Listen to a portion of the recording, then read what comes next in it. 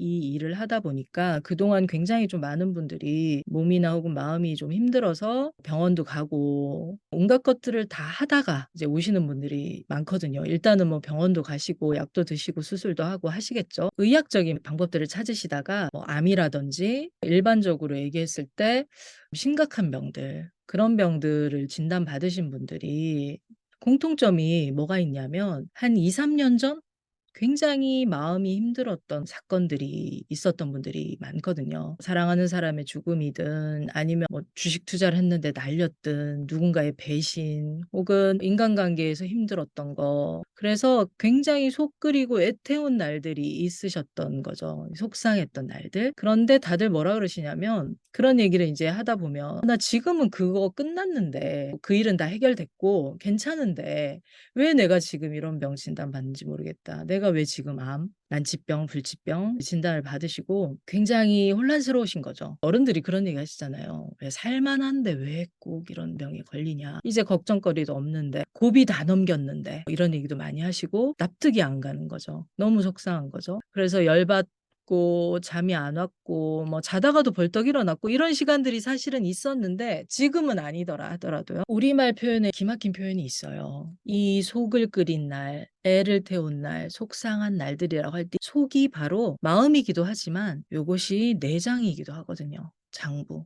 정말 내가 무언가를 너무 근심 걱정했고 그것 때문에 몇 날 며칠을 고민하고 몇 달을 애태웠고 했던 것들이 있으면 그게 결국은 물질로 속을 상하게 하는 거죠. 그래서 이제 생각이 많아지면 제일 먼저 상하는 곳이 위장이다 보니까 일단 생각이 많으면 생각을 하기 위해서 뇌로 머리로 혈액이 다 쏠리잖아요. 그러다 보니까 이 머리로 혈액이 다 쏠리면은 소화기관이라든지 생식기관이라든지 팔다리 그쪽으로는 가지를 않는 거죠. 에너지가 가지 않고 혈액이 가지 않죠. 그러면서 요런 느낌을 받아요. 피가 마른다. 와 진짜 피가 마른다. 그래서 막 입이 마르고 피가 마르고 입이 바짝바짝 마르고 그런 경험들 아마 해 보신 분들 있으실 텐데 특히 돈 문제라든지 아니면은 누군가의 배신이라든지 있으실 거예요. 그래서 피가 말랐던 경험들 아니면 어떤 일을 내가 처리하기 위해서 너무 거기에 신경 쓰다 보니까 온통 에너지가 머릿속으로 다 쏠린 거죠. 그래서 피가 말라요. 그래서 피가 마른다는 거는 말 그대로 몸으로 피가 안 간다는 얘기거든요. 소화도 안 되고 여성분들이면 생리도 안 하고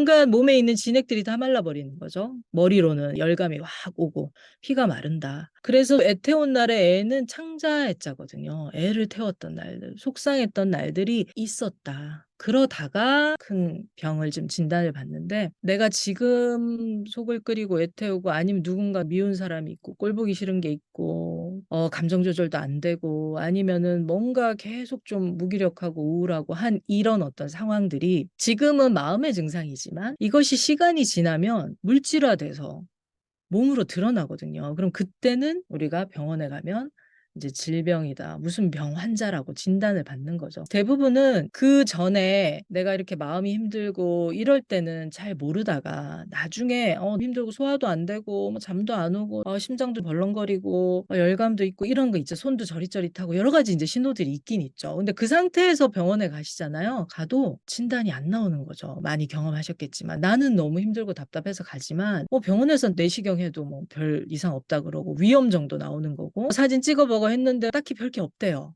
그랬는데 나는 되게 힘든 거죠. 현대의학에서 질병으로 진단받기 전의 단계인 거죠. 질병은 없지만 건강하지는 않은 어떤 단계. 그래서 에너지 균형이 지금 깨지고 있는 단계인데 이때 우리가 지혜롭게 사실은 이런 부분을 털고 가야 되는데 그걸 그냥 두고 갔을 때 나중에 이제 어떤 병으로 진단을 받고 착각을 하시는 거죠. 내가 암이 있어서 이랬구나. 내가 그때 이 병이 있어가지고 내가 그랬구나. 갑상선 때문에 내가 이랬구나라고 전후관계를 착각을 하세요. 암 때문에 내가 그랬거나 갑상선 때문에 그랬던 게 아니라 그 앞에 속 끓인 날들이 있어서 암으로 물질화됐고 갑상선에 결절이 생기는 거고 그건 그다음 문제거든요. 근데 보통은 현대의학으로 진단이 안 되다 보니까 그 상태에서는 좀 무방비 상태인 거죠. 그래서 계속 속 끓이고 막 소화 안 되고 그래서 병원 갔는데 위 내시경도 하고 했더니 괜찮다.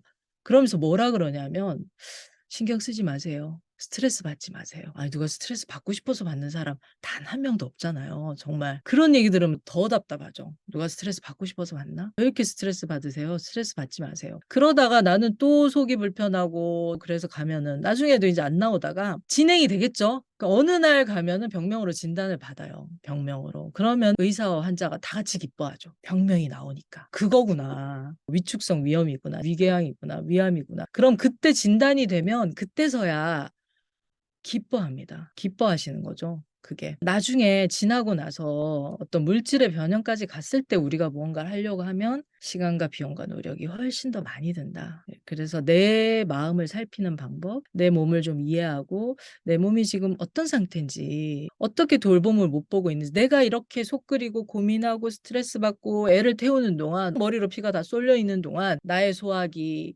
나의 자궁, 나의 간, 나의 폐 얘들은 혈액과 산소 공급을 받지 못한 채 그냥 방치돼 있는 거죠. 무방비 상태로. 상담하다 보면 늘 많이 안타까운 생각이 들고 진작에 우리가 내 몸에 대해서 신호들을 이해하고 나를 늘 돌봐주고 내 몸하고 소통하고 있다면 그렇게까지는 안 가지 않을까. 혹은 그렇게까지 간다고 해도 지금 물질의 변형이 일어났다고 해도 맥락을 이해할 수 있는 거죠. 그렇기 때문에 다시 치유를 할 수가 있거든요. 근데 그 맥락을 모르면 이거 암덩어리니까 잘라내면 되네. 아니면 이거 갑상선 드러내면 되지 뭐. 얘 때문에 내가 이런 거야. 얘 때문에 내가 힘들어라고 생각하면서 굉장히 공격적으로 바라보게 되는 거죠. 그래서 그런 말씀을 좀 드리고 싶어서 이런 시간을 마련했고요.